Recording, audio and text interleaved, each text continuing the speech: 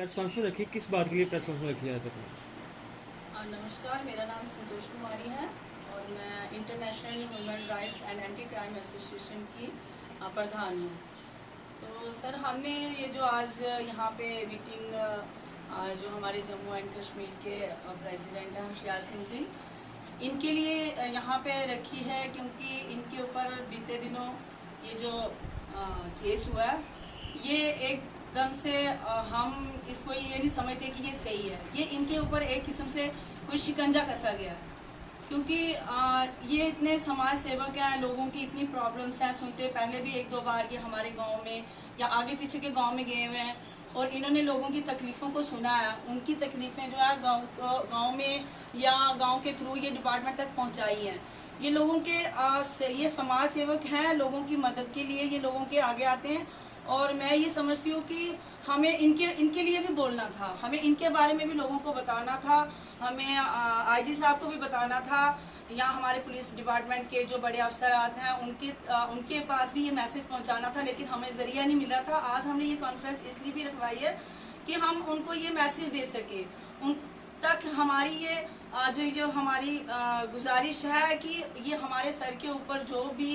ये बात जो बनाई है, जो ये केस जो मसला ये उनके ऊपर बनाया है, ये बिल्कुल झूठ है, इनको फंसाया गया है। देखा जाए जो समाज की आवाज़ उठाने के लिए निकलते आगे, उनकी आवाज़ दबाई जाती है। जिस तरह ठाकुर होशियार सिंह जी थे जो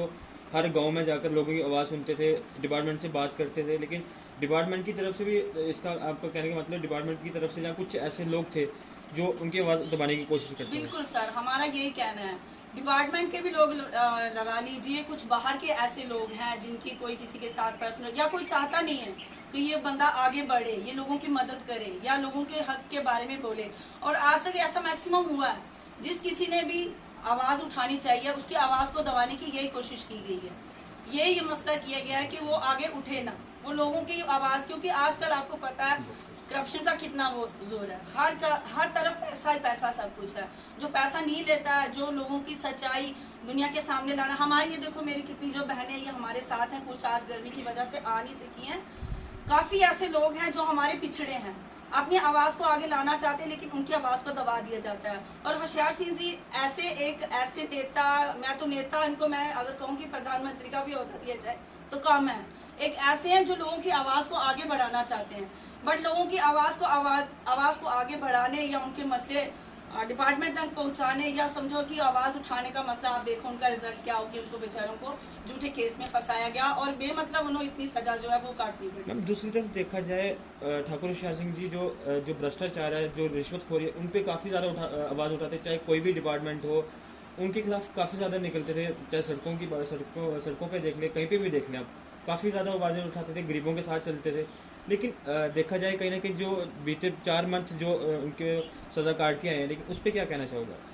उसके ऊपर मैं ये कहना चाहूँगी कि अब देखो, जो तो हो गया उसको हम वापस नहीं ला सकते हैं, लेकिन हमारी अभी आईजी साहब से या इसके साथ जो जितने भी अफसरान हैं या जज साहब हैं कोर्ट में या जो भी हैं, उन तक हमारी यही आवाज़ है कि इनके साथ पूरा जो इंसाफ है वो, अगर इन जैसे बंदों को आप लोग अरेस्ट करोगे या इन जैसे बंदों के ऊपर आप जो केस डालोगे, हम जैसे गरीब लोगों का क्या होगा? हमारी आवाज़ तो सुनने वाला कोई नहीं होगा ना। हम तो एक ही आवाज़ उठाई थी, जो जिस तरह आज का यूथ देखा जाए नशे की तरफ बढ़ता जा रहा है, नशे को लेकर वो काफ़ी ज़्यादा आवाज़ें उठाते थे जी, उसी आवाज़ को उठाने की कोशिश करते थे, लेकिन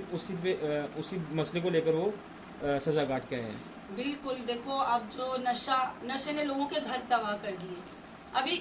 युवा तो नहीं चाहेगा ना, युवा पीढ़ी आज की जितनी है सारी नशे की तरफ जा रही है। और जो ऐसे समाज सेवक है, अगर वो नशे के खिलाफ, तो उनको तो पता हमारा एक जो दुकान चला रहे हैं उनकी तो दुकानें बंद हो जाएंगी, तो वो तो चाहेंगी ना कि ऐसे जो बंदे हैं उनका मुंह बंद किया जाए, उनको किसी भी तरीके से, या चाहे वो उनके ऊपर झूठा कोई केस डाल के अंदर करवा दिया जाए या उन पर ऐसा कोई मसला उठाया जाए जिसकी वजह से वो जो आगे है वो ना आ सके। तो सर, हमारा तो यही है कि ये जो भी है जो आईजी साहब से हमारी,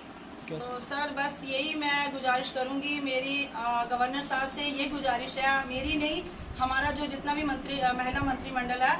इनकी तरफ से गवर्नर साहब से यही हमारी गुजारिश है, हमारी विनती है,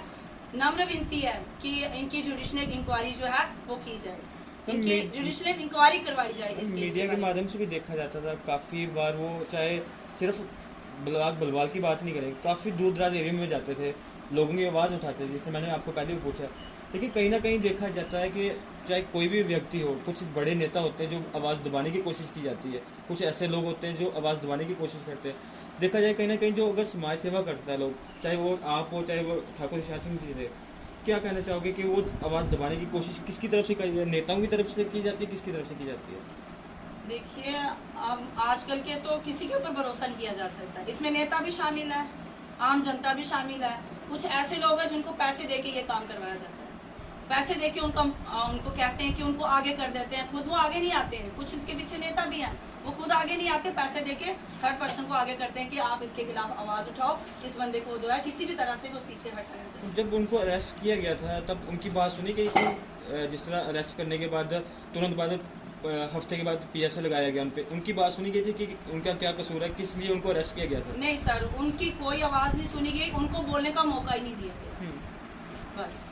मैं महिला मंत्रिमंडल की तरफ से ये गुजारिश करूंगी गवर्नर साहब से कि इनकी जुडिशियल इंक्वायरी जो है वो की जाए।